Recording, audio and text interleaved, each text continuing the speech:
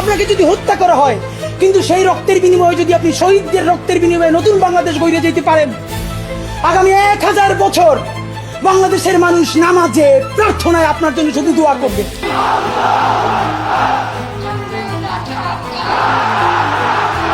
শরীফ ওসমান হাদি ভাইয়ের হত্যার বিচার চাই। স্বাধীনতা সার্বভৌমত্ব রক্ষার্থে শরীফ ওসমান হাদি ভাইয়ের হত্যার বিচার করতেই হবে। We want justice, justice for Hadi ভাই। ইনকিলাব জিন্দাবাদ। ওসমান হাদির মৃত্যু নিয়ে এত হাহাকার কেন, আর এই হত্যার বিচার হতে হবেই বা কেন? এই বাংলাদেশে হাদি হত্যার বিচার হওয়ার প্রয়োজন আছে বলে আমি মনে করি না।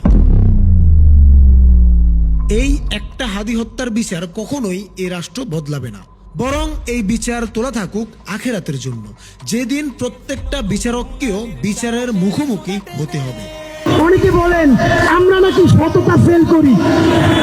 ভাইরা, সততা দেখি বলতে কোনো দিতে নাই। যদি সাহস থাকে আপনারাও সততা বৃদ্ধি করে দেখান।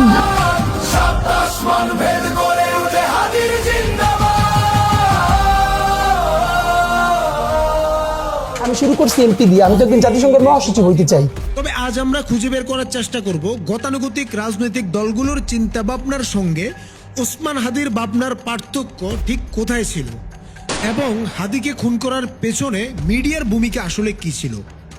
হাদিকে নিয়ে বড় বড় রাজনৈতিক দল থেকে শুরু করে রাজনৈতিক ব্যক্তিত্বরা মনে করেন ওসমান হাদি চেয়েছিলেন বাংলাদেশের মানুষের গণতন্ত্র প্রতিষ্ঠা হোক, মানুষ তাদের গণতান্ত্রিক অধিকার ফিরে পাক এবং অর্থনৈতিক অধিকার নিশ্চিত হোক। এটি মূলত একটি লিবারাল ডেমোক্রেটিক ফ্রেম।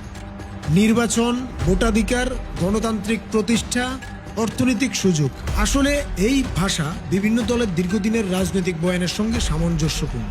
কিন্তু এখানেই একটি মৌলিক বিষয় পরিষ্কার করা জরুরি। হাদি কখনোই বাংলাদেশের মানুষের গণতন্ত্র প্রতিষ্ঠা হোক এই ধরনের সহজ প্রচলিত স্লোগানের রাজনীতি করেননি। আল্লাহ যতদিন বাঁচায় রাখবে, স্বাধীনতা, সার্বভৌমত্ব, ইনসাফ এবং সততার জন্য লড়াই করব। এই লড়াই আমাদের জিহাদ ইনশাআল্লাহ।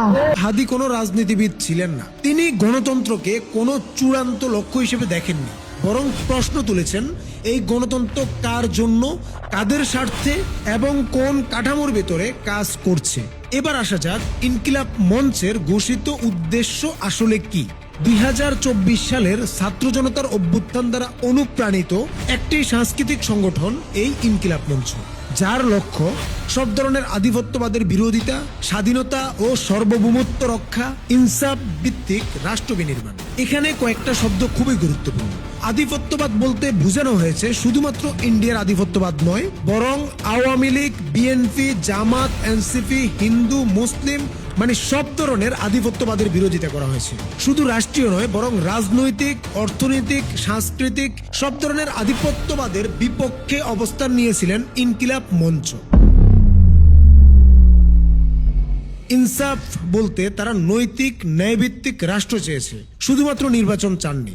আর ইনকিলাব মঞ্চের এই অবস্থানটা একদম বাংলাদেশের গতানুগতিক ক্লাসিক পার্টি পলিটিক্সের বাইরে থেকে নেওয়া একটি অবস্থান, যা দলীয় রাজনীতির বাহিরে দাঁড়িয়ে আধিপত্যবাদ বিরোধী অবস্থান নেওয়া। বাংলাদেশে এটা বরাবরই সবচেয়ে বিপজ্জনক অবস্থানগুলোর একটি।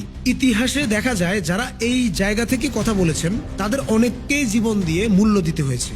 যেমনটি শহীদ নূর হোসেন ছিলেন স্বৈরাচারের বিরুদ্ধে রাজপথের প্রতীক, সাংবাদিক সাগর রুনি ছিলেন ক্ষমতার অস্বস্তিকর সত্যের জন্য হুমকি, আবার আবরার ফাহাদ ছিলেন আধিপত্যবাদী রাষ্ট্রচিন্তার বিরুদ্ধে এক স্পষ্ট প্রতিবাদ। তারা প্রত্যেকেই আধিপত্যবাদের জন্য ছিলেন এক একটি বিপজ্জনক অস্ত্র।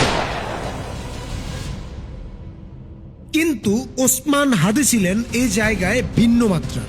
ওসমান হাদি কোনো একক স্লোগান, একক প্রতিবাদ বা একক ঘটনার মধ্যে সীমাবদ্ধ ছিলেন না। তিনি ছিলেন একটি সম্পূর্ণ চিন্তাধারা, একটি কাঠামোগত প্রশ্ন, একটি বিকল্প রাষ্ট্রবোধ। এই কারণে তিনি ছিলেন শুধুমাত্র একটি অস্ত্র নন, তিনি ছিলেন পুরো একটি অস্ত্রের গোডাউন। এই গোডাউন যদি ভেঙে না ফেলা যেত, তাহলে হয়তো খুব অল্প সময়ের মধ্যে এই রাষ্ট্রে আধিপত্যবাদের ভিত্তি নড়বড় হয়ে পড়ত। কারণ হাদি কোনো আবেগী বক্তা ছিলেন না, তিনি ছিলেন ধারাবাহিক, যুক্তি নির্ভর এবং সুসংগঠিত। টকশো থেকে রাজপথ, প্রতিটি জায়গায় তিনি এক একটি পয়েন্ট ধরে ধরে মানুষের হাতে এমন প্রশ্ন তুলে দিচ্ছিলেন যেগুলো ক্ষমতার জন্য ছিল ভয়ঙ্করভাবে অস্বস্তিকর। এই প্রক্রিয়া থামানো না গেলে হাদি একা থাকতেন না, তার চিন্তা থেকে তৈরি হতো আরো হাজার হাজার হাদি, যারা দল নয় ন্যায় চাইতো, ক্ষমতা নয় কাঠামোর দিকে প্রতিনিয়ত প্রশ্ন তুলতে শিখে যাচ্ছিল।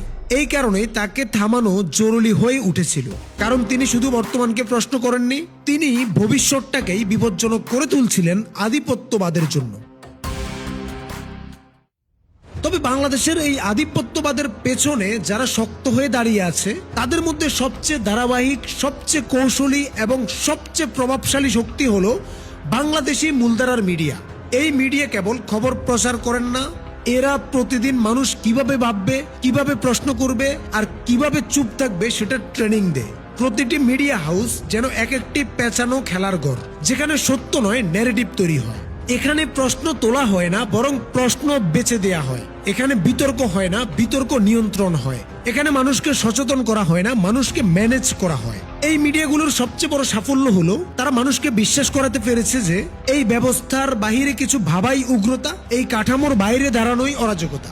হাদির মতো মানুষরা মিডিয়ার কাছে সব সময় বিপজ্জনক, কারণ হাদি কোনো দলীয় মুখপাত্র ছিলেন না, তিনি কোনো নির্দিষ্ট ক্যাম্পেইনের ভাষায়ও কথা বলতেন না। তিনি প্রশ্ন করতেন এমন জায়গায় যেখানে মিডিয়ার সব সাজানো স্ক্রিপ্ট ভেঙে পড়ত। এই মিডিয়াগুলো উস্কানি দিতে জানে, এরা গোলামি শেখাতে জানে, প্রয়োজনে মাথা নিচু রাখতেও জানে। এরা ক্ষমতার ভাষাকে জাতীয় স্বার্থ বানাতে জানে, কিন্তু সত্য সংবাদ দেওয়ার বেলায় তারা অদ্ভুতভাবে অন্ধ ও বধির।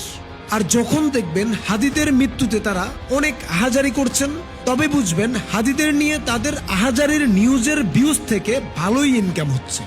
সবচেয়ে ভয়ঙ্কর জায়গাটা, এখানে কিছু নির্দিষ্ট মিডিয়া ব্যক্তিত্ব আছেন যারা নিজেদের জ্ঞানী, প্রগতিশীল ও সচেতন নাগরিক বলে দাবি করেন। তাদের কথাবার্তায় বড় বড় শব্দ থাকে, তাদের আলোচনায় ভারী ভারী রেফারেন্স থাকে, কিন্তু বাস্তবে তাদের চিন্তার সাহস এতটাই সীমিত যে হাদির মতো একজন মানুষের একদিনের চিন্তা ভাবনাও তারা ধারণ করার ক্ষমতা রাখেন না।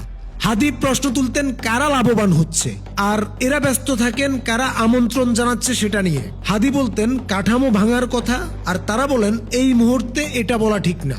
এভাবে যুগে যুগে হাদিদের একা করে ফেলা হয়। প্রথমে উপহাস, তারপর অবহেলা, তারপর নীরবতা, আর সব শেষে 16-17 বছরের জন্য এমন হাদিদের শূন্যতা। আর এই শূন্যতাগুলো তৈরি করাই মিডিয়ার সবচেয়ে বড় অবদান। কারণ হাদি মারা গেলে শুধু একজন মানুষ মারা যায় না, মরে যায় হাজারটা সম্ভাব্য হাদি হয়ে ওঠার সুযোগ। তবুও ইতিহাস বলে হাদিরা কখনো শেষ হয় না, কারণ যতদিন এই কাঠামো থাকবে ততদিন কেউ না কেউ আবার প্রশ্ন তুলবেই। সমস্যা হলো প্রতিবারই মিডিয়া প্রস্তুত থাকে সেই প্রশ্নকে প্রথমে বিকৃত করতে, আর প্রয়োজন হলে চিরতর মুছে ফেলতে।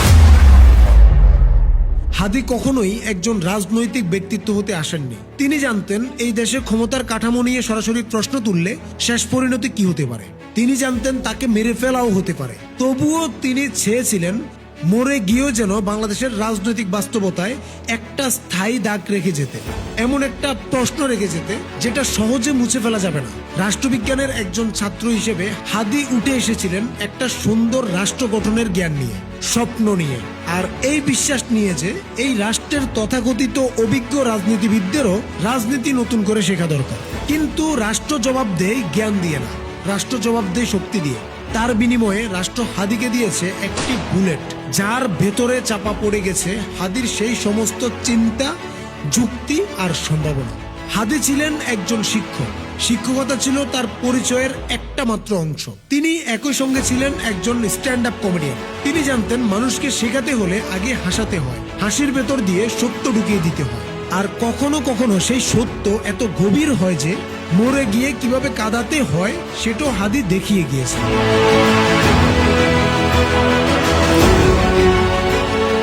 সব কথার শেষে আফসোসটা থেকে যায়, যেটা কোনো রাজনৈতিক আফসোস নয়, এটা একেবারে ব্যক্তিগত, একেবারে মানবিক। একজন বাবাহারা সন্তানের আফসোস। মারা যাওয়ার আগে হাদি সবাইকে বলে গিয়েছিলেন তার সন্তানকে দেখে রাখতে। এই কথাটার ভেতরে ছিল বিপ্লবীর ভাষা নয়, এটি ছিল একজন বাবার শেষ অনুরোধ। হাদি আজ বেঁচে আছে আমাদের মাঝে এই কারণে নয় যে সমাজ বদলে গেছে, বরং সত্যটা আরো নির্মম। এই সমাজ হাদির চাওয়ার মতো বদলানোর জন্য প্রস্তুত ছিল না কখনোই। হাদি যদি বেঁচে থাকতেন তবে এই মৃত পচে যাওয়া ব্যবস্থায় ধীরে ধীরে তাকে মেরে ফেলতো। তিনি মারা গেছেন, কিন্তু আমাদের সামনে রেখে গেছেন এমন একটি প্রশ্ন যেটি হলো আমরা কি আদৌ এমন মানুষ বাঁচিয়ে রাখার যোগ্য।